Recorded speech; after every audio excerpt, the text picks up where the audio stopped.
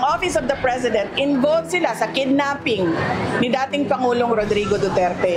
Hindi man lang nila magawa na kidnapin si Zaldico doon sa Amerika at ibalik dito sa atin sa Pilipinas. At hindi man lang nila magawa na ikulong si Martin Romualdez dyan sa detention unit ng House of Representatives. Wala. Tinuro na, pinangalanan na, hindi lang ako ang nagsabi, Zaldico at Martin Romualdez.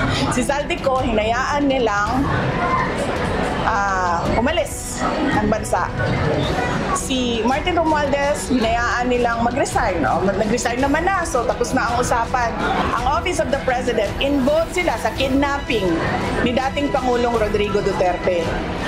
Bakit ngayon nawala si Zaldico at aalis si Martin Romualdez, hindi man lang nila magawa na kidnapin si Zaldico doon sa Amerika at ibalik dito sa atin sa Pilipinas. At hindi man lang nila magawa na ikulong si Martin Romualdez dyan sa detention unit ng House of Representatives. Wala. Dahil wala silang sinseridad, pinapakita lang nila sa mga tao na kunwari meron silang ginagawa.